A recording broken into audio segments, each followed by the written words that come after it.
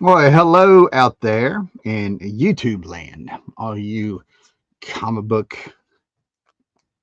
crazy cats out there, you aficionados, you scholars, you readers of the sequential art. I'm Heller Mouse. It's Sunday night, 11:17, 6:06 in the evening, and I feel like talking about Alan Davis because what has happened is in my rearranging of the room. This actually should have been done years ago. But in the rearranging of the boxes in the comic book room and doing all the things that you see out there, that when you have a room like this, you kind of start discovering that over the years, reading comics since 1977, buying my own comics since 1979, and over the years, you end up accumulating a lot of books. And you don't realize how much stuff you can accumulate at that time of one certain artist. Heroes Con years ago, I finally was going to have the chance to see Keith Giffen. And I was a little bit wary because I was sort of like, I better get the good stuff. I better get quite a few things because where he doesn't come around as much as he may have done in the 90s at Heroes Con in Charlotte, North Carolina, I decided to go through and, like, sure, I'll just pick out some Keith Giffen stuff. Little did I know that I accumulated boxes and literally boxes of his stuff through DC, Valiant, Epic, New Universe, Marvel, everything going on. Had a ton of his stuff going back to the 70s. So a couple years later, the exact same thing happened with Mr. Alan Davis appearing at Heroes Con. And I think he's been there a couple of times between then. So what happened was is I knew Alan Davis was going to have a line, so I better pick out the good stuff. Not so much because it was Alan Davis, the artist, but because it was Alan Davis, the man who has worked with Alan Moore, the man who has worked with Chris Claremont, the man who was on the more who worked with had been on Batman. He'd just been on so many properties and IPs and characters and books, including his own stuff. And his own stuff is some of my favorite stuff where he's written for himself. I knew there was going to be that. And that's where I sort of realized I had a lot of Alan Davis stuff. And I knew that I have been taking Alan Davis for granted. Alan Davis to me is your Aerosmith or something on the radio. If you still drive around listening to the radio, it feels like that band is just going to be around forever, and the radio is going to be playing their songs forever to the point that you forget that they're classics and how great they are because you just seen it so much, and it feels like there's a security there. It's always going to be there, and that's Alan Davis. Because basically, Alan Davis was born in 1956. I discovered his stuff in 1985. And from there, it seems like he's always been on a great project and he's still there. Now, before I get into the comments here and say hello to everybody and everything like that, and then we get going on here, usually I get in here and I do a big biography. I give some comic book knowledge and stuff like that. Alan Davis to me has just to finish up the story at Heroes Con. Yeah, I got to meet Alan Davis, and I believe it was his wife with him. Let me get some fantastic cocoa from Puerto Plata from our cruise lately. Cocoa. Um, so I knew I was going to get to see Alan Davis, but I figured there'd be a line, and oh boy, was I right. Because as I was walking down the aisle with my book bag, I'd already been at Heroes Con. I'd already been hitting those boxes, hitting those softbacks for $5, hardbacks for 10, doing that hustle, finding things. And then all of a sudden, I'm going down Artist Alley and stuff, and lo and behold, there's Alan Davis, and he's drawing, and he's with his wife, and there's no line. I'm like, this can't be right. So as I don't even unpack the book bag to try to find the books I brought, right? Because I know something is up. So as I started walking up to him, his one, I don't think he had a handle, but I noticed that I believe his wife or somebody was just sort of looking at me like, oh my. And he kept walking. I kept walking towards him. And I was like, this can't be right. And he's drawing. He's doing a commission or something, right? And finally I'm like, okay, are you working right now? I didn't see a sign up, didn't see anything. And I'm sort of like, you're obviously working. I don't want to bother you, but when are you doing signatures and things like that, signings? He was just looking at me kind of astounded. And then all of a sudden he was like, no, there's a line over there. They had moved the line back a whole aisle. And as I turned around, you could see the line going around the corner, an aisle over. Of course, they had shut down the line. They had the handlers up there. And so help me, there's a whole bunch of guys, like about 6 or 7 in front of that line, sitting there jerking their heads, rubbernecking, puffing up their chest, like, don't you think about getting in front of us? They were just getting pissed that somebody's been talking to them. And I'm like, that's what I expected. So technically, yes, I have met Alan Davis. Okay. And that was about the extent of it. So I may have some random facts here because, as you see, I have Amazing Hero. I've actually done a little bit of digging, and quite frankly, Alan Davis, born in 1956, 100 miles outside of England. London is, I guess, where he grew up and did things. Comes from an actual artistic family, like it was sort of expected for him to sort of do art, but I don't think he wanted to do comics. I think he, as great as his stuff is, as prolific, as much work as he has put out, this guy, I don't think it was really a goal of his really to go into comics, despite that he liked them when he discovered them and stuff. Right? There's a few things in here I found about his work, but otherwise, sort of like he kind of left the Batman books when they come around to year 2, which I thought I pulled out.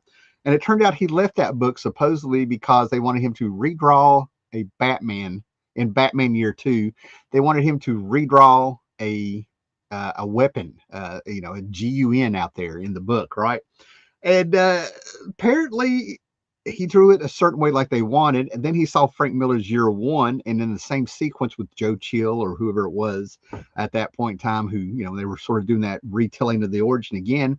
He noticed that the gun was wrong. So basically, they had Dick Giordano come in and redraw the gun, and he left the book, and that's when I think he popped up in Marvel. Apparently, that's the biggest controversy or anything that I can find in there. So anyway, we're going to get into the books here. And that's what this is. This is just me going through my favorite books in my collection of Alan Davis. This is not by no far the be all end all. This is probably not even the official top 10 things that Alan Davis has ever done. This man has done covers. He has done solo work. Marvel, DC, X-Men, Legion, Avengers. The man is still working. He just did a Avengers miniseries with Paul Levitz of Legion of Superheroes fame on a miniseries with the Avengers and Kang, if you will, right? The man is just a beast when it comes to his workload. So just dig around. You're going to find out that he's probably got much better stuff than what I'm showing here, because it would be impossible for me, I feel, to actually buy or read or look up and keep up with everything he has done. So thumb up the video. Make sure you're subscribed. Hit that bell for when I start doing these things. We are going into fall, into winter where I'm at. So yeah, I will definitely be back on here a lot more. So make sure you hit that bell and share the video and let us know we're here. And make sure you comment. Talk about Alan Davis. Talk about some of the things I want to bring up. There's going to be some big things coming up in this, and I'm taking my time with it tonight. Okay. So John, we always talk about John here on the Howler Mouse live shows. First one to comment, first one here, subscribe, he thumbs up. I'm almost positive he shares. And that is right, twice in one day. Check out the live stream from this morning, 11:17. Returned from a cruise. I hadn't been on here in 2 weeks. Had a few comics to talk about. Talked about Mike Tyson a little bit, and some silly little things and drama going on in with a bunch of goofballs who call themselves the comic book community. Zinc Age. Oh, Josh, what's up, brother? Great to see you, man. Since I've been back, Josh and I have texted back a little bit. Great to see you here. We have 2 live shows with Josh. You don't have to go too far back in the live streams. Great to see you, brother. Josh is a great guy, great friend. Love Davis, X-Men, and Fantastic Four. Right, absolutely. Sort of have some Fantastic Four. That's what I'm saying. I could not pull out everything of Alan Davis. He's done so much. Yes, say hello. Oh, hello from Canada, David McKenzie. Fantastic to see you, sir. All right, I always love to have a Canuck in here. Fantastic, great to see you, brother. And then we have, I'm back, Gore. Yes, never seen that Amazing Heroes book before. I've accumulated a ton of them, and I've found quite a few. And it's good to kind of catch up and revisit this stuff or read things I wish I could have when they came out in the 80s. If I had had this material when I was in middle school and high school, if this stuff was available on the spinner racks and in the magazine slots at the grocery stores and stuff, it'd be a whole different story. I'll tell you what, that's a game changer, right? So basically, what I was saying, I was kind of reading up on a few things, about Alan Davis, knowing that I was going to do this. So right off the bat, Alan Davis, of course, started out over in England. That's where he's from, 2000 AD. I do have some DR and Quench that he created with Alan Moore. We are going to be showing some Miracle Man, and we are going to be talking about his Captain Britain and how it ties into full circle going into his X-Men stuff here, right? So like I said, we're just going to have fun here. But, I've got some interviews by him that's in here. This actually has a bibliography. When did this come out? 1985, maybe? Number 85, 1985, like I said. And this is the year that I actually discovered Alan Davis. I'm going to show you the books that I discovered him in, right? With America, we all discovered him at pretty much the same time. But he came on the Batman and the Outsiders.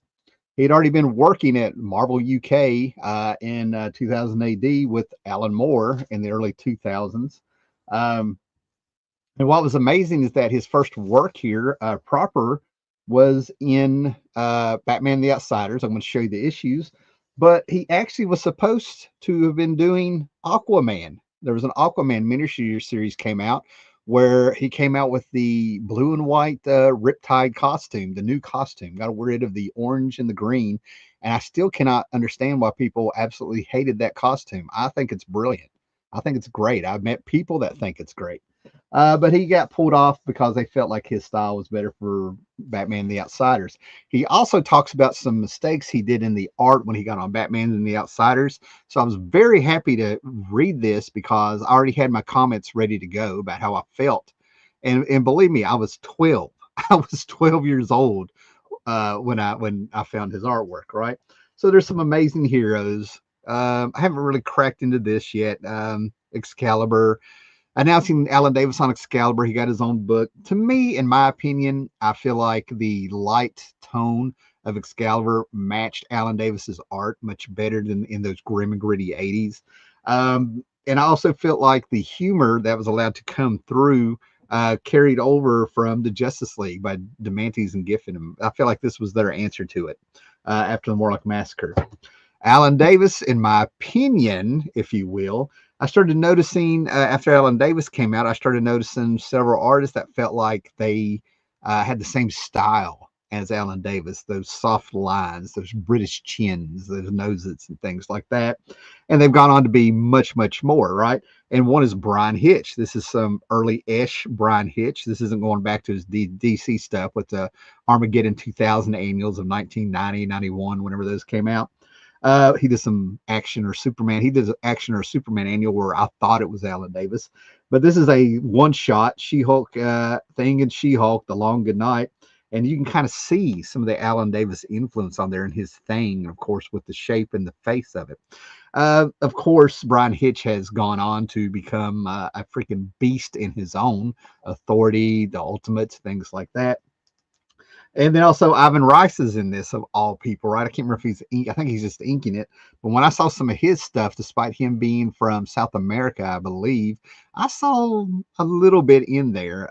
Not enough for me to ever really connect and say it, but I don't think it's a bit of a stretch to say that, there was some sort of influence there, right? Oh man, what we got here?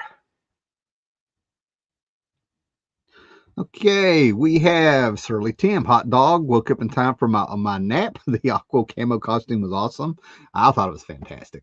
And also, Alan Davis kind of wished he was able to stay on that. Davis Excalibur, some of my favorite comic work. You're so right about the fit between his art and tone of the writing. Thank you. I'm going to be showing quite a bit of that, actually. That was some of my favorite stuff, right?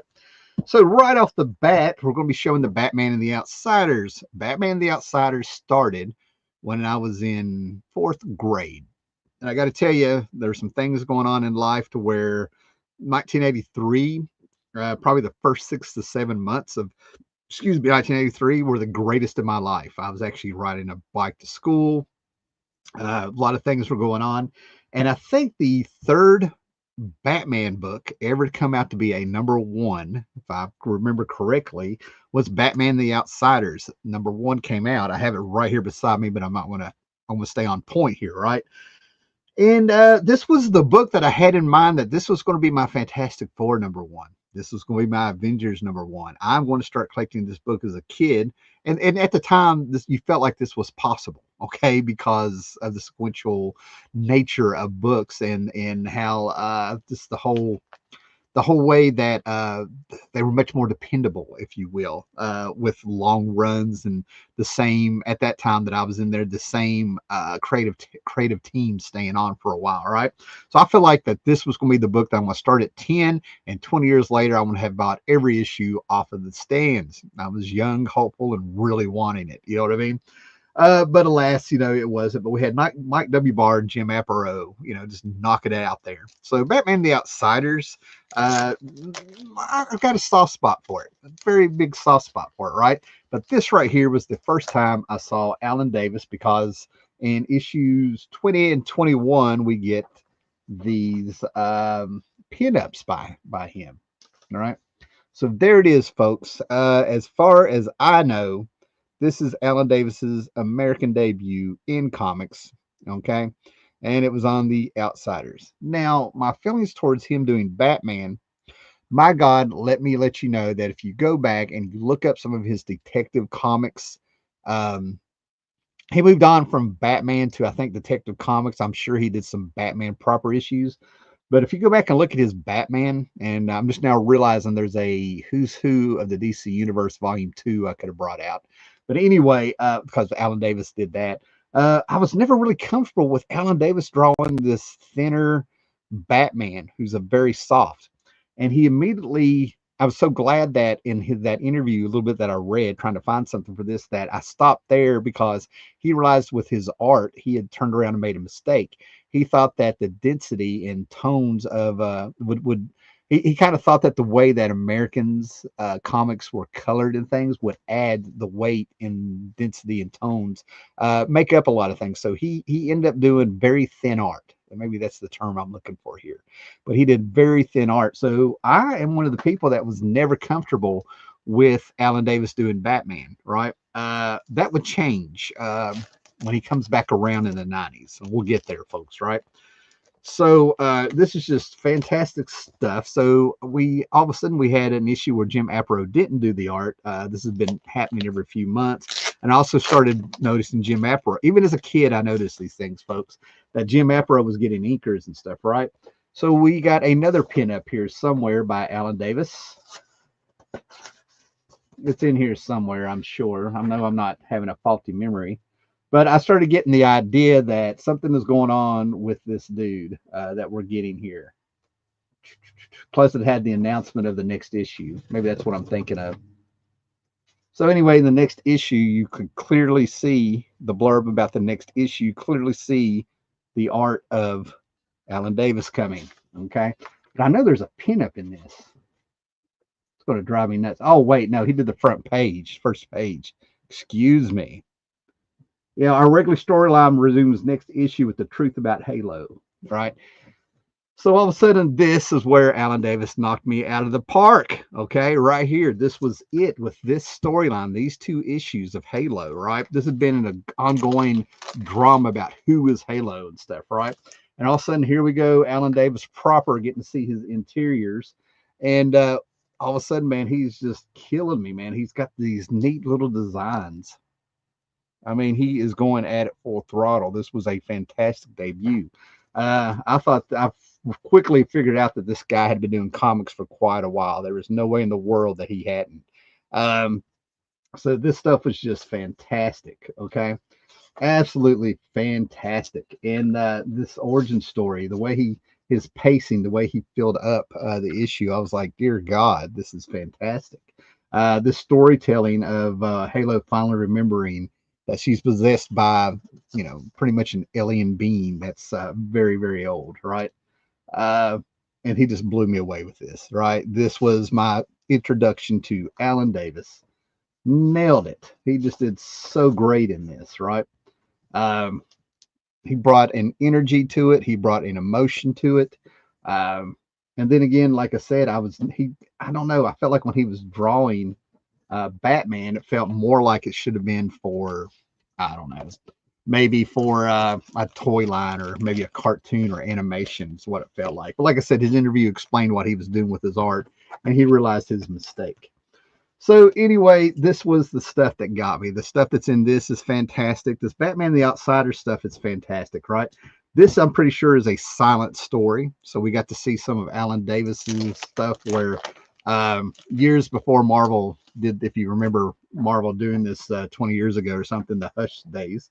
But somewhere along the line, there's some a story here where we got three or four. This isn't it, but anyway, we got to see Katana spotlighted. We got to see how versatile he could be. By the time that we got to this, we have Komodo dragons. All of a sudden, you got the idea this guy could draw everything. He could tell a story. The dynamics were so much better. I didn't even notice Jim Afro was gone. I hate to be that way, right?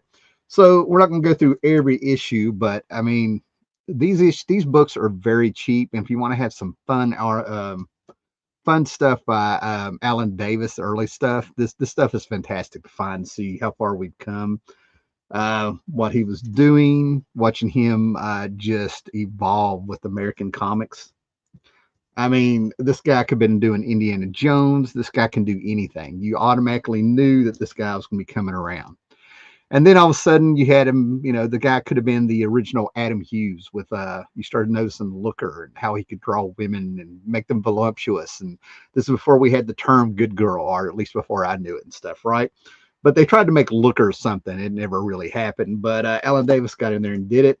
And of course, we have the stuff that was going on where this went into a Baxter series where it was just going to be the Outsiders. Running in direct market. Jim Aparo was doing that book, so I automatically knew that whenever they did the Baxter series in the 80s with the Teen Titans and Legion superheroes, what they did is they had a year gap. You would get 12 issues of this book, the newsstand book, and then all of a sudden it would turn into reprints, be about 12 issues behind those other books that were direct market Baxter series. I mean, you can only buy them in comic book shops. So I knew I was wondering what was going to happen to Alan Davis here because he had limited time before we got Tales of the Outsiders or whatever was going on. So this, Jim Aparo that's how he got the book. I thought Jim Aparo was gone. Turns out he was just starting on the Baxter series, right? And of course, Mike W. Barr being Mike W. Barr and it being the 80s, of course, they had to bring in the Fuhrer, So there we go. That was my first introduction to him, right? And then it gets good, folks. It gets really good here, folks, because he ended up doing some Batman, some Detective. He was all over the place. Beautiful covers in Detective. I really wished I still had some of those covers that he did. It was just immaculate. So let's see what we have here before we move on to the Marvel stuff. And I will be going backwards, guys. We do have some stuff that he did at Marvel UK and a few things because we finally got those in America. All right, we have some comments.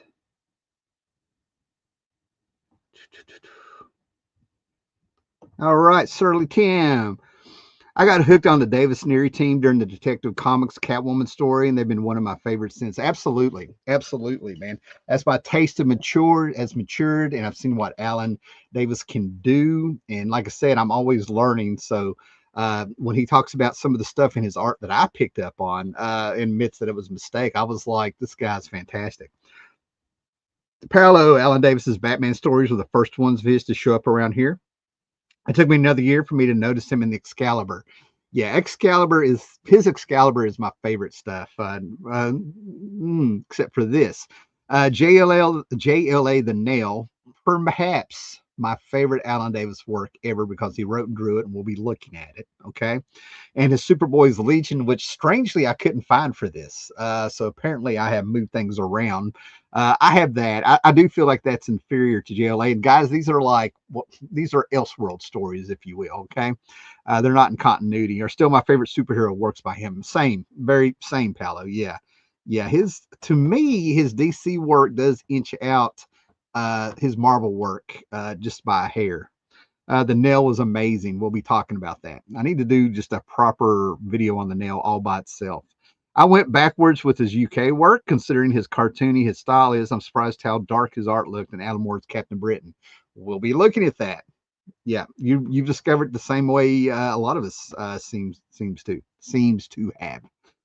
John, hope you're doing well. Yeah, hope you're doing well too, John. Yeah, everybody say hello to each other. Okay, so all of a sudden, I didn't pull it out, but there was an X-Men annual, and there's an X-Men annual that Alan Davis popped up. If you and it's a story that if you don't remember, it's good. There's a fucking reason, okay? Because I actually consider it just, oh man. Okay, I just consider it one of those things. It's one of the few things of many just to be forgotten with the X-Men, right? But basically, the splash page was a drunk Logan with a six-pack, dressed in his civvies with his Brokeback Mountain cowboy hat with the big feather on it, and he's drunk. You know, he's drunk with that six-pack and all this stuff, and all the X-Men go to sleep, and like some alien or creature from another dimension or something attacks the X-Men. We go all the way to the end, and basically Wolverine is killed, but there's this crystal. There's a crystal. You know what I mean? It's the 80s, so there's always a crystal. There's a crystal or something with the dimensions or something that was the whole plot device of this thing that they wanted. And one drop of blood flew across and landed on the crystal. And we have Wolverine regenerate completely from a drop of blood. That was my introduction to Alan Davis there. Now, art wise, I was like, oh man, this is much better. And I figured it was the writer. I will say that there's no doubt in my mind that Chris Claremont had given him something to do. So Alan Davis ends up popping up next in my memory in the Morlock Massacre. All right. Okay. The Mutant Massacre, the Mutant Morlock Massacre. I've got all the issues. They're here. I bought them off the stands and stuff. I sold a few of them, recouped a few of them. But Alan Davis, to me, grabbed by my memory, by my circles of friends, by my comic book collectors I actually talked to by this time. Alan Moore really got everybody's attention with issue 213 because this was years in the making. We finally get to see Wolverine and Sabretooth go at it. We have everybody talking about Betsy Braddock here, Psylocke, who had already popped up in an annual that I didn't see, if I can remember correctly. And we finally get it. Yes, like I said, I have this issue up here. I have two of them somewhere, and I can't find one, right? And all of a sudden, man, it was like this was a whole new freaking artist. Mark Farmer, Paul Neary. To me, Paul Neary, they brought him as a guest inker. Paul Neary was the guy that I always was comfortable inking with Alan Davis. Then later on, it was Mark Farmer. I don't know when they switched or what happened. I think I've seen some stuff by Paul Neary where he drew also, but it was probably like some 2000 AD stuff or something. You guys are free to correct me on that. That's why I didn't put in DR, but the stuff I have of DR in, oh God, I'm going blank on it. Anyway, his 2000 AD stuff, I'm not really that versed in it, so I left it out. But anyway, it doesn't matter. Anyway, but all of a sudden, this is just a beast, okay? All of a sudden, this just blew away what he did in that X-Men annual. The storytelling, the composition, filling up the pages. He even drew Wolverine so much better here, right? And did I skip ahead here? Yeah. The shadows are coming in. His characters have weight with their silhouettes and stuff. I just saw the art improving, even though I didn't have some of the technical words I wanted to use. But I'm like, this is good. Using silhouette with his light style, almost Silver Ages kind of style. He was able to get dark and get some brutal shots in there. He made us feel like Betsy was in danger. You know what I mean? This was just a fight of fights, and he told a story so well that it was like an action movie where our hero got an introduction.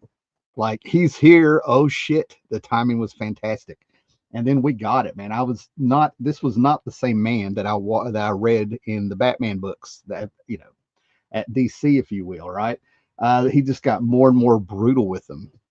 Shades of the Looker there. I automatically thought that was the Looker for Batman the Outsiders, but the expressions, he just nailed it in this, right? This is a classic X-Men issue. He ended up coming back to do an issue or two, I do believe, of X-Men, of the Uncanny X-Men there.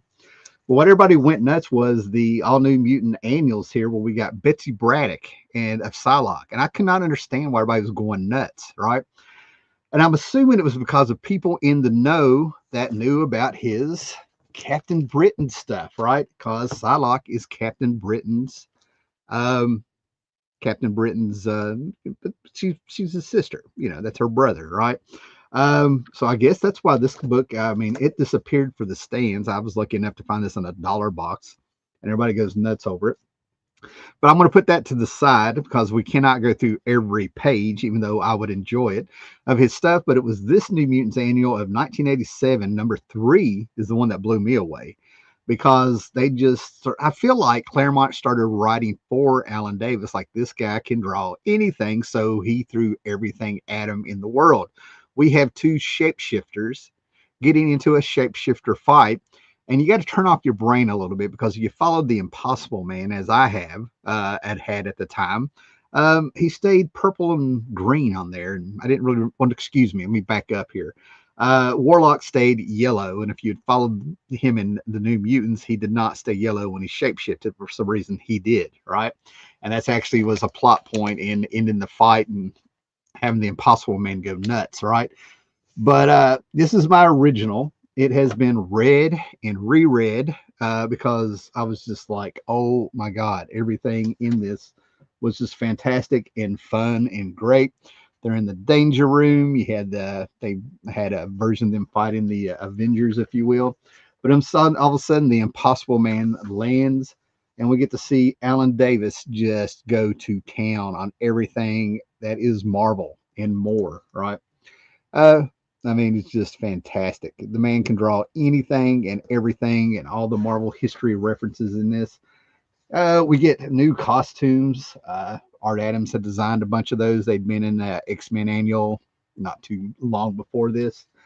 Anyway, but yeah, they just had everything and anything can go. Now, there's going to be an Excalibur. My favorite Excalibur issue is number 14, and this reminds me of that so much. This plants the seeds. But by this time, it was just, Alan Davis unleashed in the pages of this.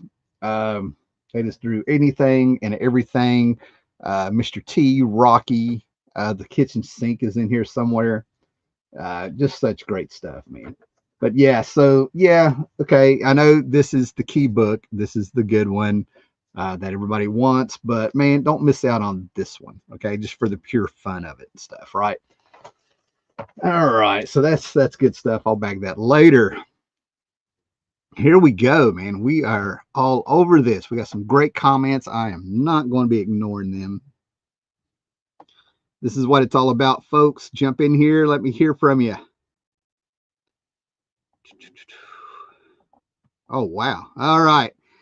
Clandestine. Some great work there. Is that in the pile of yours? There's one issue of it. I have the first appearance of Marvel Comics Presents somewhere. I couldn't find it, but I will mention it.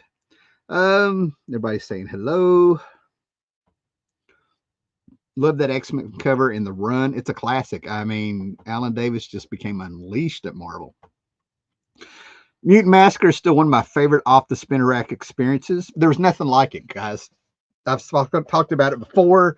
I probably got a 10-year-old video out there telling the story. This was before crossovers were a common thing. Okay. It was special. It was fantastic. Anyway, that was a great summer full of anticipation for the next issue. Absolutely. It was a great time to be a kid, great time to be reading comics. That X-Men 213 issue was absolutely gorgeous. Yeah. Yeah. I mean, and like I said, I remember just reading that over and over and over. And how many comics can you buy nowadays that make you do that? We're not talking about you making a conscious effort or decision to do it. You are compelled. You have to do it. Mark Farmer took over when Davis went to Marvel from DC, but Paul Neary had been busy for years as Captain America regular pencil. Thank you. Yes, Mark Grunwald, Paul Neary. I think I was around the time he was doing Squadron Supreme. It's coming back to me. It's like the 320s or something that he was doing it. He didn't follow Mike Zeck, I don't believe, but I'm there. I'm back there. I got you. Thank you so much, man. That actually would have bothered me. That would have bothered me. Oh man, yeah, regular pencil for years with Grunwald, absolutely. Okay, guys. Alan Davis was a breath of fresh air on X Men since I was on the verge of dropping X Men due to Romita Jr.'s artwork, and I was going to try not to. It needs to be acknowledged that John Romita Jr.'s artwork really bothered a lot of people. And for some reason, Romita Jr.'s artwork, he's probably only had one or two things he's worked on that I just shook my head. Otherwise, I dug his stuff. I actually liked what he did. He just looks so unique there. X-Men, Daredevil, but I get it. I totally get it. I'm positive the first time I saw Romita's stuff was in the Stepdad's collection of Iron Man. That sounds right. I don't know, but I think he had Bob Layton inking him or something. I don't know. No, I don't know. Eventually you did drop it. I got you. Yeah, I hung in there and I ended up selling something like an 80 some issue run in 93. And I was able to keep some of them, be able to reclaim a bunch of them. So yeah, but I did keep a lot of the Morlock. I think I definitely kept the Morlock Massacre stuff, man. Twice on Sunday. That is right. That is right, Prime One Collector. Make sure you are subbed. Thumb it up, guys. Subscribe, thumb up, hit that bell. We're gonna be doing more of this since we're going from fall into winter. I'll be home more. He can draw anything, but it's also always the faces that get me. That was me with Jim Aparo. Uh, I like John Romita Jr. on Daredevil and Spider Man. Yeah, there's a bit of a legacy there with him with those characters with his dad and stuff, right? So that just makes sense here, right? So yeah, I'm going to save these for last. Okay, we're just going to save these for last. Put these over to the side, right? So we're going to take a second here. Make sure I stay on track here, but there's places that John Romita, excuse me, Alan Davis artwork is going to pop up that you may not know about. Solo Avengers number 14, right? Now that's wild. I had this. I remembered the She-Hulk story in it, which is why I picked this up over the summer at a flea market. And in my memory, for years, I thought this was a Kevin Nolan cover. It's not, folks. My bad. Okay. Sandy Plunkett and Scott Hampton, right? But in my memory, I probably had the first 20 issues of Solo Avengers and sold them to my brother probably in the early 90s or something. But anyway, when I did one of those purges, but Solo Avengers was a book that came out monthly, and you got two stories of the Avengers per month. Hawkeye was the main character. Kind of made you think about those tales of suspense and tales of astonish area, right? Now, the She-Hulk, I talked about the She-Hulk this morning, and I know the show was absolute shit that Disney put out. I knew it was going to be, I didn't waste my time on it, but I knew about Titania being in it. I knew about the Wrecking Crew going to be in it. A lot of people spent a lot of money for those key books to get them, and they ended up being the butt of jokes, right? But from what I can understand, Titania attacked She-Hulk in the courtroom, right?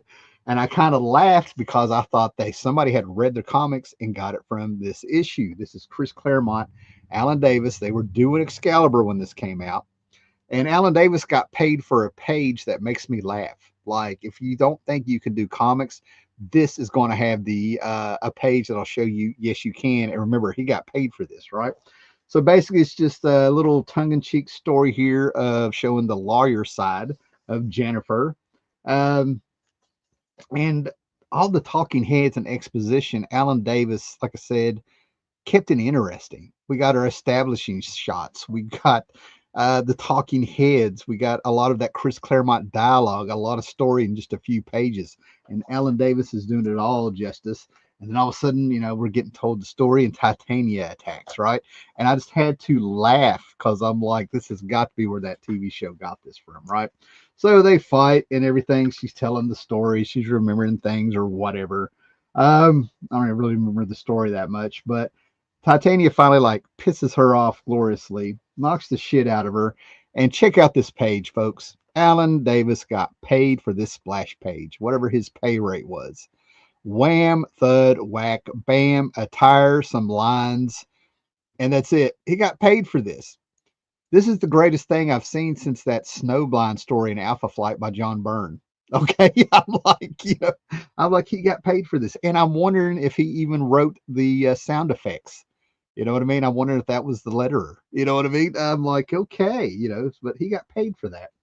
And just fantastic stuff. Even a throwaway story like this or a filler or whatever it is, Alan Davis just blows it out of the water again. You know, oh my goodness, yeah. But I was so glad to find that. That was one of those issues where like I wished I hadn't got rid of it after the fact. A little bit of regret there, right? So by this time, two things started happening. Okay, two things started happening and Alan Davis was involved, 6 degree of separations, or what do you want to be, right? But we had Alan Moore hitting America for several years now. We had his Swamp Thing. We had his Whatever Happened to the Man of Tomorrow's Superman, and for the Man Who Has Everything. All these classic stories coming out, and V for Vendetta was heating up. We were starting to get this stuff that he'd already worked for at Warrior Magazine, and Eclipse Comics had done this thing where we started getting Miracle Man, right? And lo and behold, in Warrior Magazine, Alan Davis. We find out that Alan Davis, before coming to America, had worked quite a bit with Alan Moore.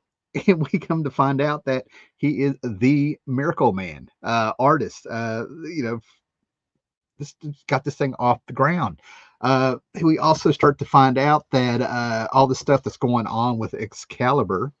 Yeah, this issue, the first issue here, is calling back to stuff he did in the UK in over in London years before. And we're getting wind of it because Chris Claremont is bringing it up. It's coming up in the letter columns. I saw something somewhere about Chris Claremont talking about it. And we come to find out that Alan Moore's Marvel UK stuff of Captain Britain with Alan Davis ended up really heavily influencing the X-Men. Oh man, what was the issues? It was the early 200s, started around the 190s, I think. Rimrod. Oh, I can't remember it. I'm going blank, but he had a robot traveling time to go back in time and to take out the X-Men or chase somebody or something. And it turns out that was something that had appeared in this Captain Britain run. It's where we got Psylocke, and that was the significance of having Alan Davis working on the X-Men with some mutants in the Marvel Universe. It was going full circle for him. And at the same time, these reprints of Miracle Man was catching ground. People were talking about it. I cannot specifically remember the first time I finally got to see some Miracle Man, but it was definitely late 80s. And it was through a friend of mine named Robbie. He had the stuff, right? I remember I can picture myself sitting in that room in his trailer, seeing that in Neil Adams' Skate Man for the first time or something like that, right? So anyway, we come to find out that this stuff from the early 80s, let's get up here. Come on. Now, this has been recolored. I did not feel like going out there and trying to recapture all this stuff. Is this the correct issue? All right, give me a second here, guys. Let me make sure I'm showing you the right stuff. Oh, book 1, A Dream of Flying. Yeah, it should be Alan Davis. That looks a lot different. Yeah, Gary Leach, Alan Davis, the original writer. All right, so there's some Gary Leach in here. There's a lot of Alan Davis in here, but just fantastic stuff. Finding out that from the get-go, this man had so much talent that even in his early days, and working with Alan Moore, he was just killing it. Just killing it with stuff that's in here. The expressions, the talking heads, the settings. This classic Alan Davis, man. I mean, the man is just everything. And I can just imagine going by Alan Moore's scripts as detailed they are. So, this was the man to do it. The sparkles, just everything in here. I'm not 100% sure as I'm flipping through here if I'm being accurate. But yeah, that's just amazing me with this Miracle Man stuff, right? To me, that's as significant as Sam Keith being the first artist on Neil Gaiman's Sandman. He set the tone. You know what I mean? He set the tone. Everybody that followed him kind of went by his blueprint of how they were going to handle the book and the storytelling and stuff, despite the fact that Alan Moore stuck around and then Neil Gaiman came on.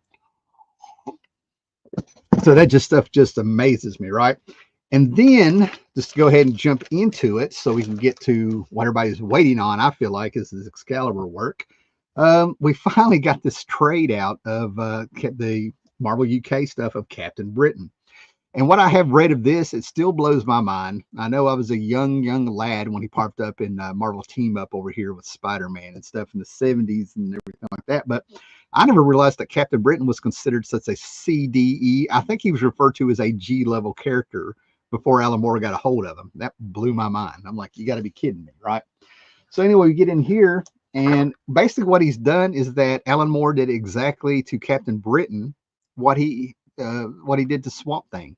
He he literally killed the character, you know what I mean, and then rebuilt him from the ground up to make him his. And that's what happens in this. Oh my God, I'm going blank here. Now look at this design. Look at this. I don't know why they ever got away from this. Maybe it was too hard to draw. I don't know. I don't know. But I think that is the one, right? Oh man. So let me take a breather before we get into this. Look at some comments. Let me get some cocoa down me here and settle down for a minute. Here we go. Yeah, Channel Zero X. Davis's Captain Britain art was incredible. Here you go. His Marvel Man work was still close to how he drew for 2000 AD. That is awesome. Romita Jr. peaked with his X-Men, Uncanny X-Men run. That's a whole other topic, sir. That is a whole other topic. Oh no, I gotta stay on track. I gotta stay on track. That is a discussion I would love to have. Reread all of Miracle Man, brilliant work, along with V for Vendetta. My favorite Moore work, Alan Moore, in black and white as it originally appeared in Warrior magazine, captivated me. Alan Davis, excuse me. Yeah, I have one issue of that Warrior magazine, and the black and white. Alan Davis is just a beast. It worked as well for me. We'll just leave it at that without me trying to just try to sound so, just trying to, act like I have more words than I do for how it made me feel. Right. I also reread V from Vendetta over 2 nights last week. I think I'm due for a reread of that and maybe a discussion. I think enough time has gone by from the hype of the book and the movie and Alan Moore in general that a fresh view of that would probably be really good. So let me get back here. So there is a killing robot in this. Let me see what's going on here, right? Yeah, here we go. Captain Britain, it began when Merlin of the Arthurian myth transported him into a world sideways to his own, an alternate reality on the brink of annihilation. A world Braddock would fail to save, and then come to the events that destroyed that world begin to repeat themselves on his own. Captain Britain faces a destiny that he cannot avert. Yeah, so basically, big stakes with what Alan Moore is doing. One reality has already failed. Alan Davis designs on some of these characters, they end up popping back up and being continued in Excalibur. I'm not as well versed in this as I thought, man. But look at the stuff from the early 80s that he was doing then. I'm getting off track. I'm trying to remember Alan Moore's story, and I'm trying to remember that we are here to look at Alan Davis art. All right. So a lot of the stuff that he's in here, a lot of these characters that he's created, this stuff, the alternate reality, Roma, the alternate realities, these things end up getting brought back by Chris Claremont. And in Excalibur, Alan Davis leaves Excalibur because of supposed, or what they say, what was told was deadline issues.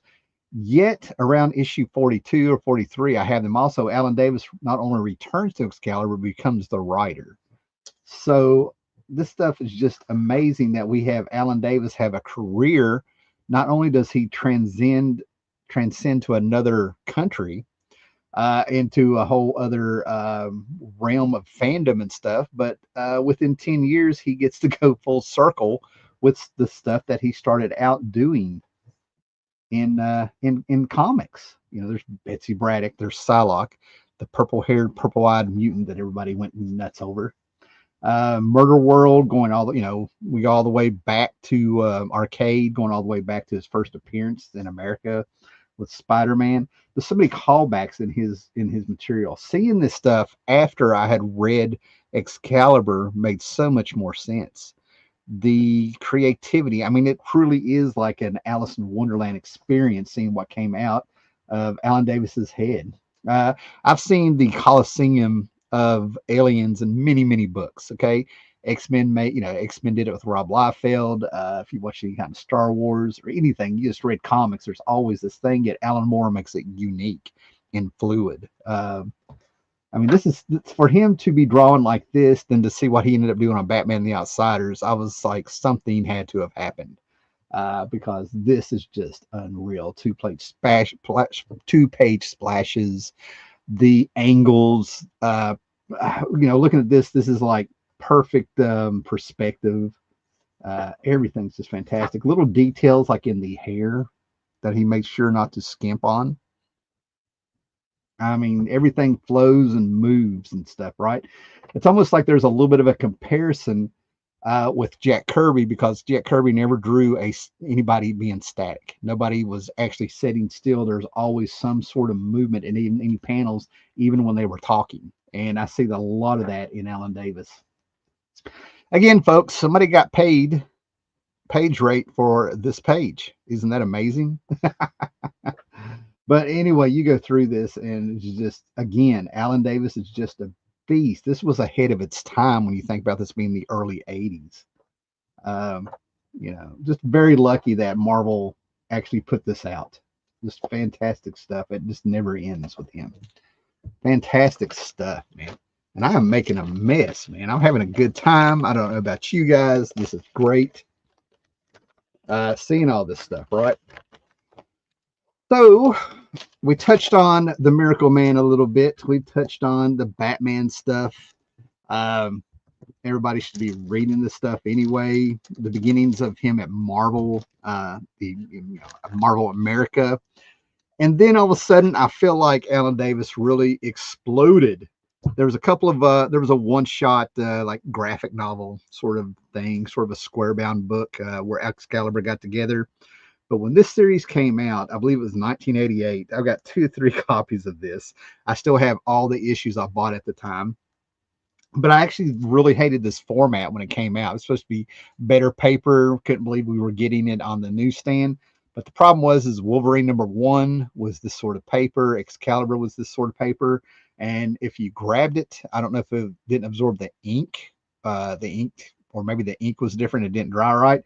But if you weren't careful, as soon as you read it and removed your thumb, you had a thumbprint there. It would remove the ink. That was the bad thing about this, right? So I remember being very gingerly with this, because somehow I got a hold of Wolverine #1 before this came out and did the same thing, right? But anyway, this book came out, and it's like Alan Davis is writing a book set in England. These are the characters that were severely injured, damaged, screwed up, whatnot, from the Morlock Massacre by the Marauders. We got a place for to continue the Rachel Summers conundrum. And then, of course, like I said, it was sort of like Captain Britain's in there. And little did we know about Alan Davis's connection to to all of that. And immediately this book had a lighter tone. Like I said, we sort of get a gang based upon, and they're not Batman villains, ganged up on, based upon Alice in Wonderland. We get a lighthouse, we get Stonehenge, we get sci-fi.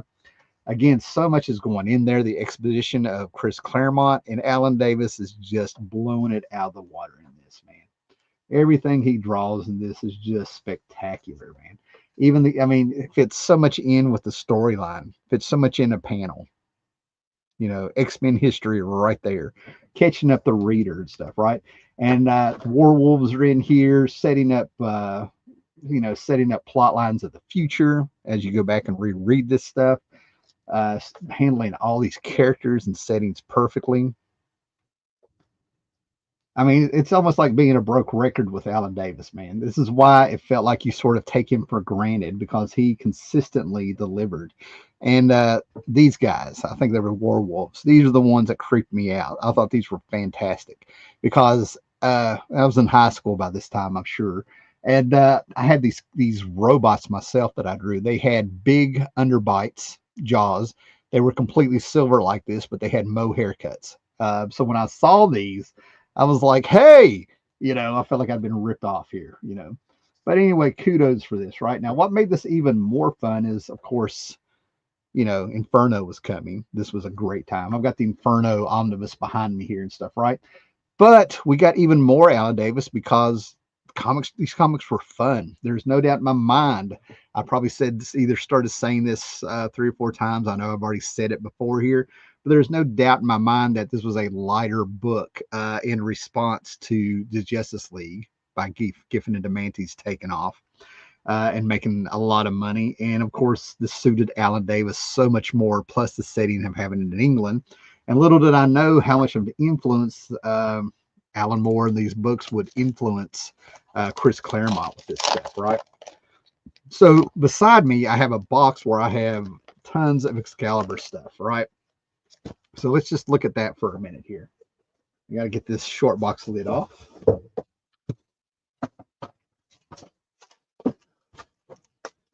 Oh my goodness.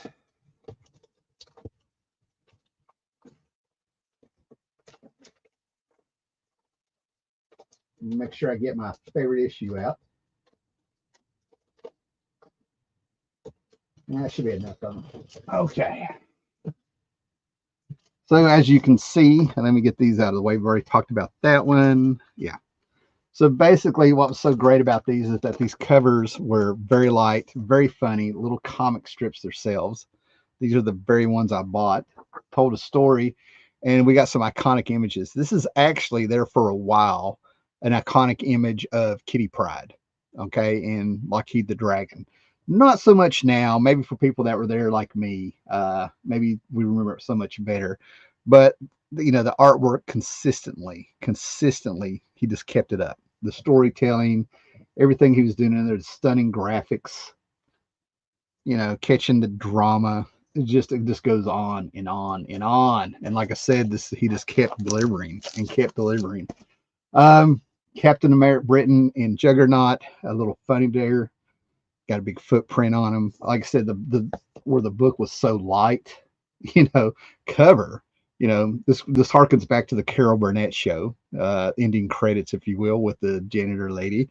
That was Carol Burnett. And like I said, it just gets better and better, you know, bringing back those classic Captain Britain characters, if you will, right? Inferno came up. I mean, how could you not get this book? You know, there's so as we go on and on with all the funny stuff and playing with alternate realities and everything that you know, we got Alan Davis to draw the multiple. Think of Crisis. Think of the multiverse in DC. That's what they were doing. Even got a little Arthurian legend in there. Some of these and giants and storytelling book. But it was this issue here. This is perhaps. This is definitely top 5 best Alan Davis book ever.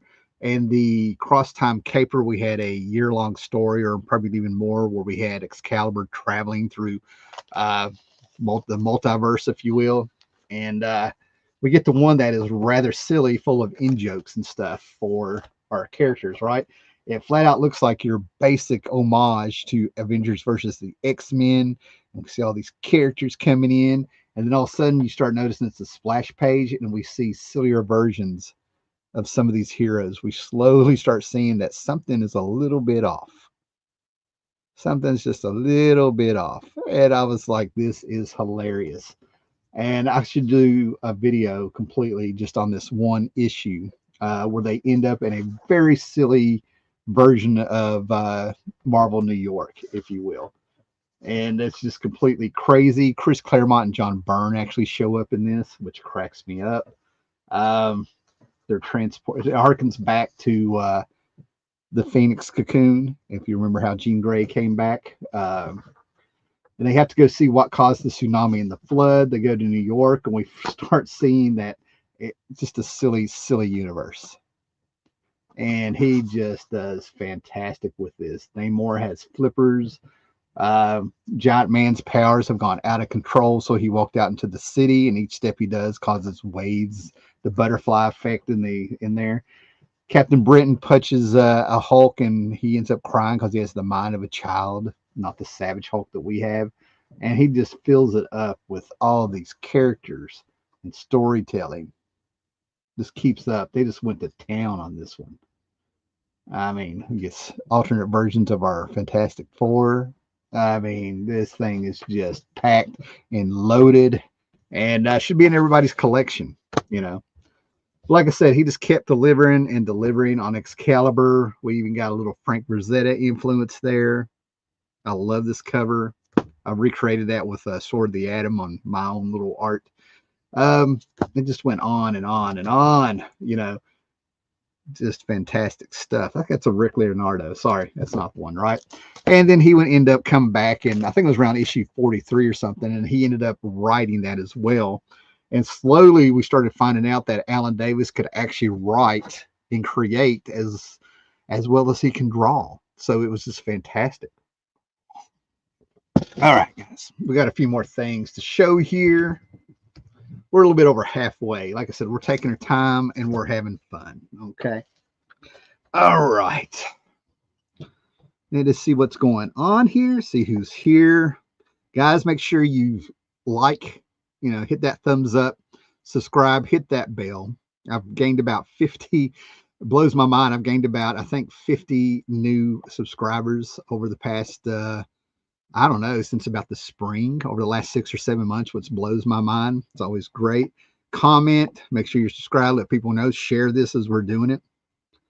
And we're going to go through some comments here. Make sure you're commenting, guys. That's one of the things I absolutely loved about this. Okay.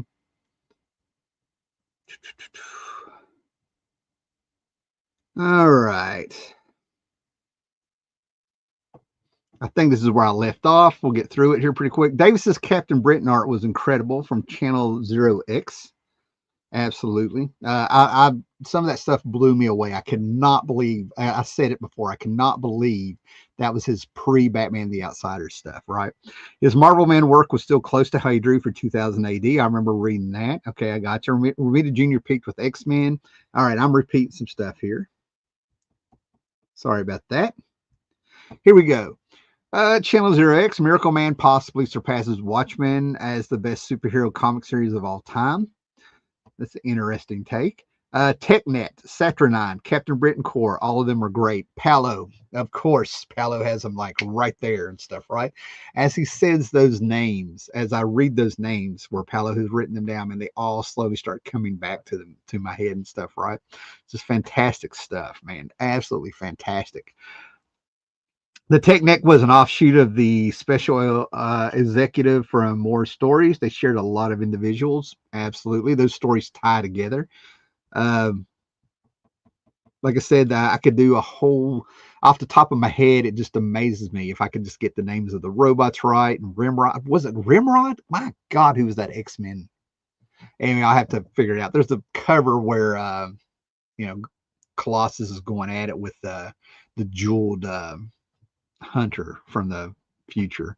Anyway, there was a lot of influence and a lot of stuff that a lot of people noticed Claremont kind of got influenced by from Alan Moore from that Captain Britain run.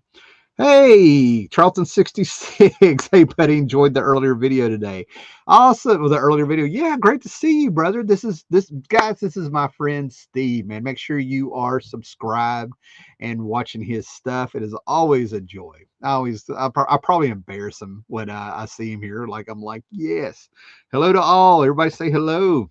Yes. Make sure you subscribe to Steve and everything. King of Instagram in my eyes, too, man.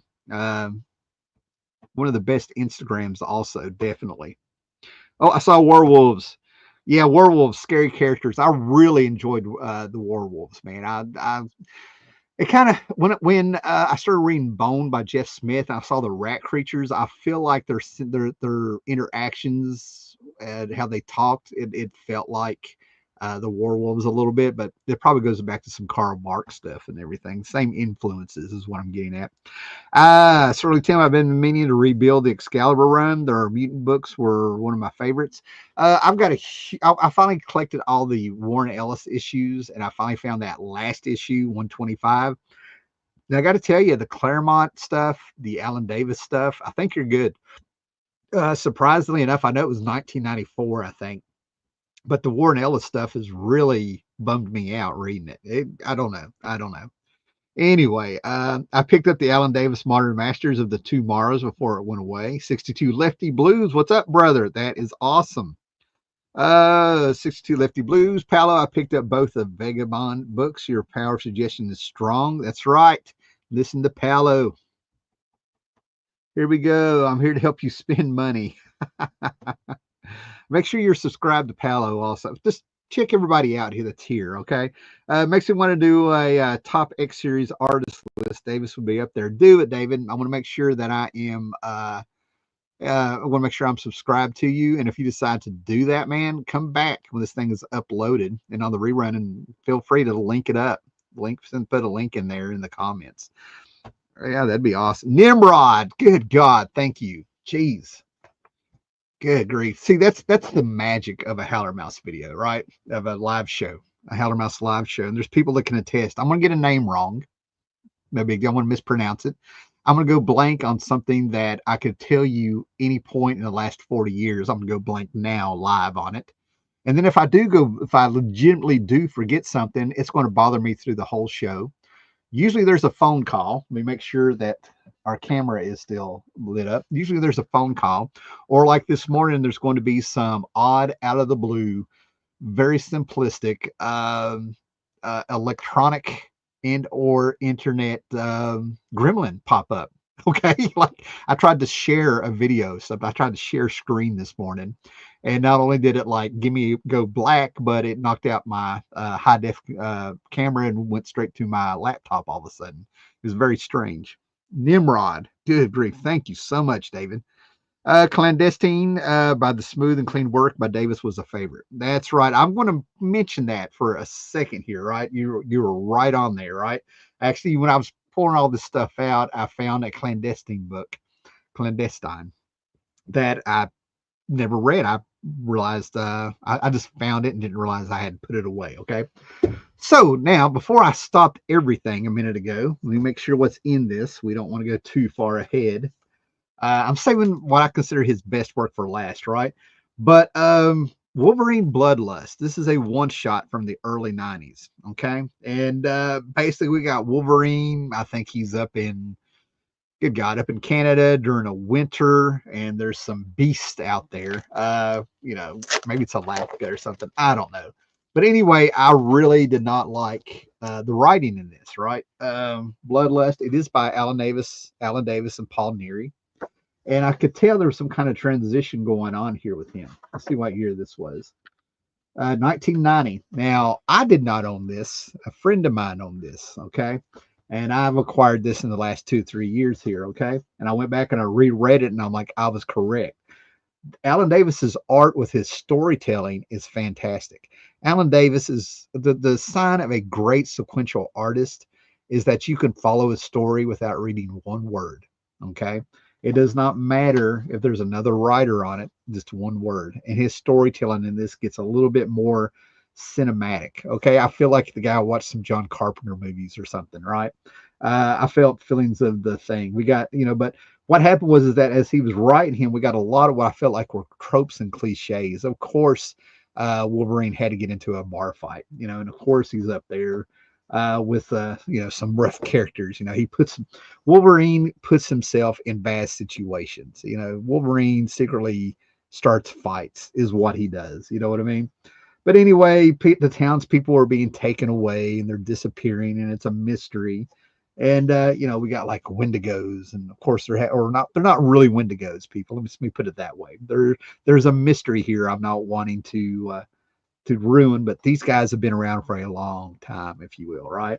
Anyway, this ends up being sort of a man versus nature kind of story. A machine versus nature. We're overstepping our bounds. It's a bit preachy. That's what my problem was. It was a bit preachy, and he tries to do everything that Wolverine ever was. Now he's meditating because he was a samurai after he's had a little bit of bloodlust, and he's already been in a bar fight, and we're not even on page 9. You know what I mean? But a lot happens in this. He puts a lot of story, but the redeeming quality is his artwork. We get some storytelling that is just fantastic out of the blue. So this was kudos for Alan Davis getting in there, starting to write. And for a first attempt, man, this is fantastic. This is absolutely fantastic. Okay. So it's worth checking out if you're an Alan Davis fan. I'm probably never going to read the story again, but there are some pieces here of art that are just, you know, oh man, it's kind of, it sort of feels like it's like Image 2 years before Image. I got the feeling he had some ideas that he wanted to do with his artwork, and he wrote the story around those ideas. And when I say ideas, I mean artwork. The artwork. I feel like he might have drew some pages first and then wrote around them. I don't know. I don't know. It's what it feels like. But yeah, we ended up having a lot of experimentation here with what I feel like just shows growth as an artist like Alan Davis, and I do consider Alan Davis an artist of an artist. Now, as he continued to write and stuff, okay, and doing things like that, we got a few projects from him, and I actually got a little confused because there's a Fantastic Four at the end that somebody else had written. So I was a little surprised when I was going through some boxes of comics at a flea market, probably or something, and I found this. I ended up buying the trade, so I didn't have to keep building the books out because I ended up reading this over and over. But Marvel did this thing where everybody got an ending. There was X-Men the end, Wolverine the end. Oh dear God, everybody got an end. And apparently, I think there was two Fantastic Four the ends. And Alan Davis came in, and he does what Jeff Loeb does with some of his writing. I feel like he's going back to when he was a kid. He's getting some of the stuff he read and his favorite characters, and he's evolved them. He's brought them. He pulls them in of like how things would have went if whoever that creator was, we'll say Kirby and Lee, if they had kept going, where would these characters be now? Because if you look real close, he carries on the Captain Marvel, and we got an older Johnny Storm and stuff, right? And we got these characters going, Stu Storm, this Inhuman, Submariner, everything that's going on. And in between all of this, he worked on the Legion of Superheroes at DC.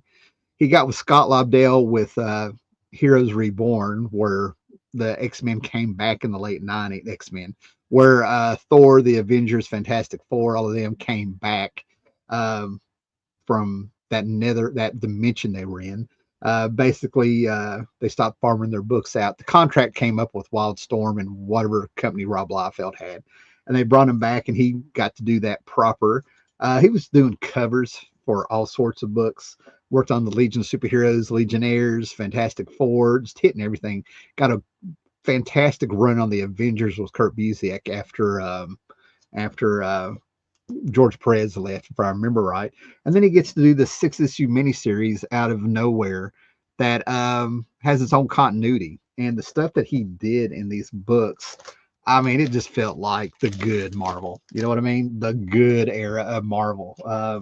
This could have just fit right in to I don't know. I don't want to say 80s Marvel. I don't really want to say 60s Marvel, 70s Marvel, but all of a sudden, man, we've got Alan Davis has evolved again with his artwork and his storytelling.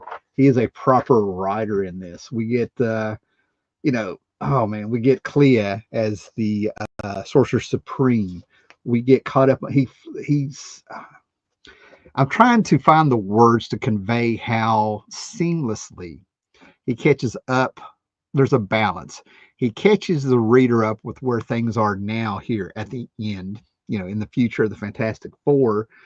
But he's got this perfect balance where he doesn't spoon feed it to the reader, because there is a part of this that feels like it's read by fans of the Fantastic Four. He knows exactly what doesn't need to be explained to the fans and what does need to be explained. Fantastic storytelling, setting up logical places these characters can go, surprises of where these characters can go and where they're at. And then his artwork is just, I mean, it's just action, full of action. Flows, tells the story of everything, heartfelt moments, the nostalgia of everything that made the Fantastic Four the Fantastic Four. So this is definitely a book I would say pick up on the cheap, and we get a slightly different Doctor Doom. Doctor Doom went on a journey, and we get a horrific Doctor Doom, if you will. Okay, there's some wild stuff, wild stuff in this, right? Just never know what, because I mean, it's just getting you left and right. People mentioned Clandestine. I wanted to check this out. I have this first appearance of in Marvel Comics Present. For some reason, the book is kind of hard to get, even though it's not worth that much in the catalogs and the price guides and stuff, right? But it ended up getting its own series. But I do believe it was more of a mini series, but it was Clandestine, right? I realized I've never read this. I wanted to read it, and what I'm thinking has happened is I found this first issue. I had the first appearance that I read. I don't remember it now. But Alan Davis comes in, and we get a proper Marvel book, I guess, set in Marvel, in the Marvel universe. And I think I was going to get the rest of the issues and read this, and just never got around to it. So I didn't want to ignore this because this book does have its fans. As you guys have seen in the comments, everybody's been like Clandestine. About 3 or 4 people mentioned it, or 3 or 4 comments. So we wanted to put that in there. And then I wanted to show you that Alan Davis is still putting out fantastic work today. This guy is a beast. I feel like he has consistently been working for 40 some years, over 40 years easily, 43, 44 years. And this is from 2018, I believe. There's a series of one-shots in these hardback books of a Thanos storyline that was going on. I'm sure they finished it. Jim Starlin writes them all. They have different artists on each one, but they get their own hardbacks and things like that. And this is by Alan Davis doing the artwork in it. And my God, the man has evolved again. I don't think the artwork in this is going to be appreciated on camera. But the man is just a beast. I don't know if he had plenty of time to do this. All right. All I can do is just tell you to look at that and soak all this action that's in. We've got Thanos. We got Skrulls. We've got praying mantis. We've got like monkey-like beings. Jim Starlin writing his space operas with Alan Davis saying, "Bring it," is what it feels like with everything that's in here. I just can't believe that Alan Davis is one of those artists that has just gotten better. When I've heard about artists talking about they can't, Rob Liefeld saying he's only got so many comics left in him and he's not as fast as he used to be and things like that. Then you got people born in 1956 putting this stuff out. And like I said, he still is putting stuff out. He just put out this War Across Time Avengers miniseries with Paul Levitz, I think, last year. I couldn't find the issues that I have. So yeah, this guy consistently, I mean, you cannot go wrong. Even if the story is weak, you've got Alan Davis who can write and draw anything. Sorry about the glare. Yeah, hunger has returned. The man knows exactly when to use silhouette. I mean, he just knows, he's just a master.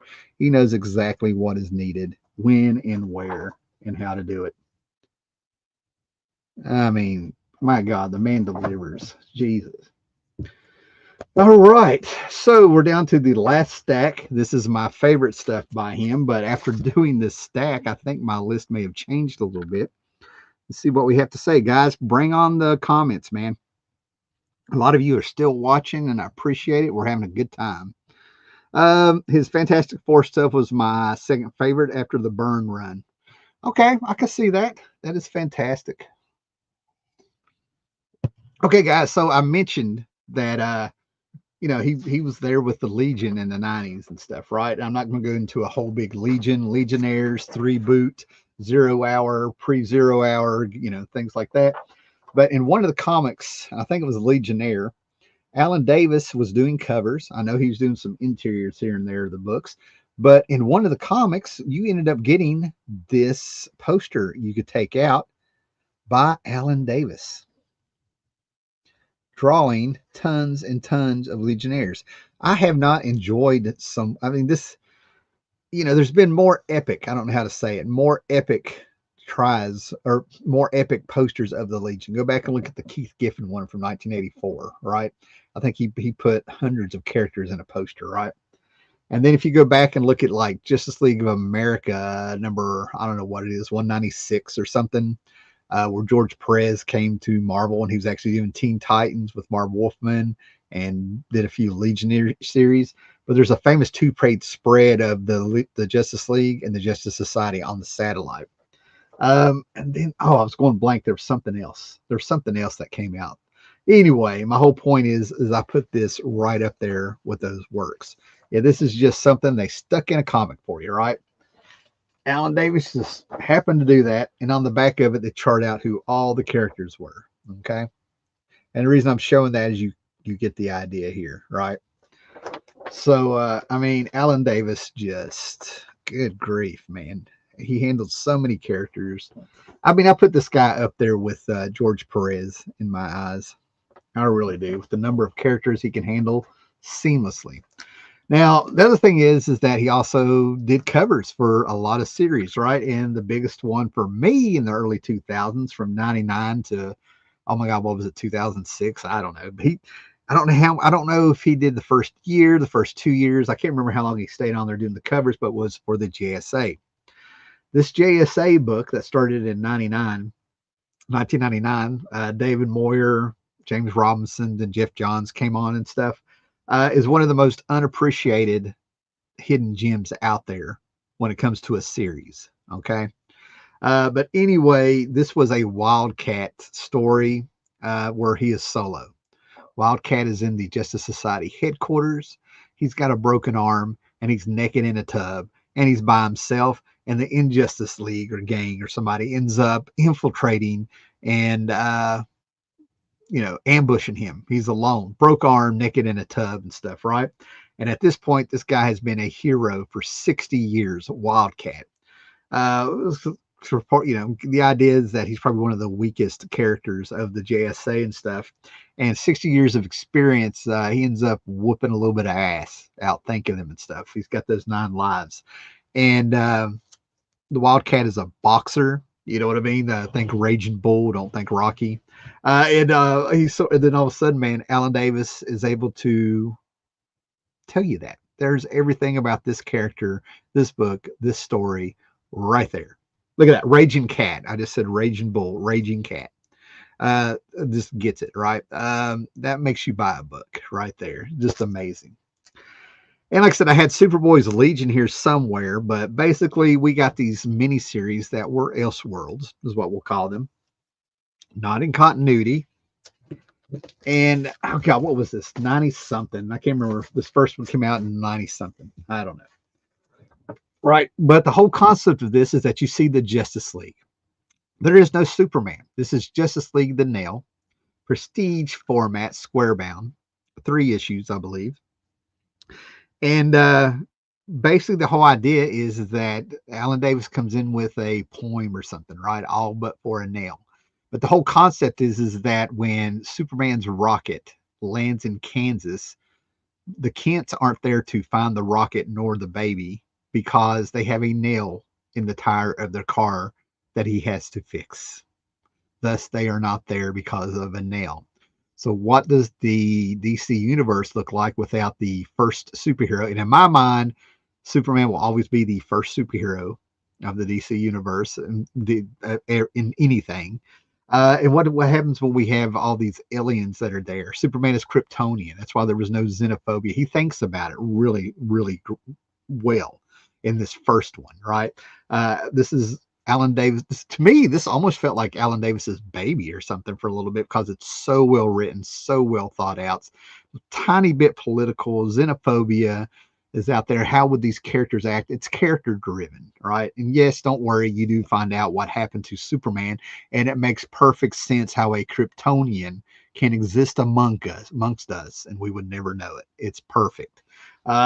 It actually has a little bit of a Americana culture there. If I maybe not Americana, but there's something that exists in America that I'm like, well played, Alan Davis. Well played.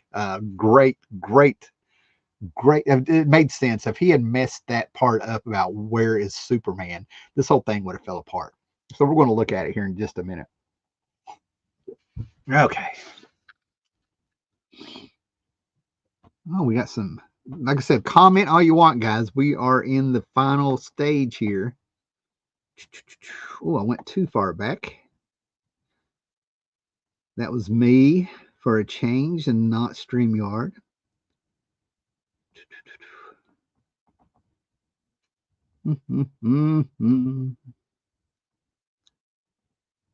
Here we go. The Legion poster deserves a frame. I've been looking for one. If you have me on Instagram, you'll see that I've been hanging up some posters, getting this stuff that I've had packed around for 30 some years. I'm finally getting a lot of it up. They just started releasing compendium volumes of that JSA run. Hopefully, it's sitting in my file when I hit the shop in a few weeks. Great stuff. Man, I've seen almost complete runs in dollar boxes, and I think they're well worth it. The double page Legion 2 pager from Dave Cockrum. That's probably what was on my mind from Superboy 200. It's one of my favorites. I want to end up getting my box out of Legion stuff, see if that's what I'm remembering. It's from the 2000s already. Gotcha. The Nail, I have that, but need to go back and reread it. Yeah, I definitely highly suggest it, right? Because there's a sequel in here, right? So anyway, let's take a look at this. I haven't read this in a few years. I think Paolo's Yelling 2000s. Let me see when this came out. 1998, okay? The year my son was born, right? So this is just fantastic. We're going to take our time with it. And right here, right at the beginning, first panel is the nail. Kansas, see if you can hear me. Kansas, 24 years ago. For want of a nail, the shoe was lost. For want of a shoe, the horse was lost. For want of a horse, the knight was lost. For want of a knight, the battle was lost. So it was the kingdom was lost, all for the want of a nail, right? So he's taking this quote, right? Now here's what's great about this, right? This is why this is great storytelling, all right? I'm not saying I know a whole lot, but I know what I like, and I know certain tools that I like, and I like there's things I don't like. You take somebody like Brian Michael Bendis. Let's take Bendis, right? I've said this before with this 2 issues that went into his Legion run. There was 2 issues of something, I don't know, going across the thousands of years between now and the Legion in the year 3000 or whatever. And my biggest complaint on that when I reviewed it years ago was like everything was and then, and then, and then. It just happened. It just happened. It just happened. It's horrible storytelling. This happened because, and then because this happened, this is what happened next, and then this happened, and that's what moves the story. And then when you know these characters from years of reading them in DC continuity, you start noticing how the characters aren't quite the same when you remove the influence of Superman and things like that, right?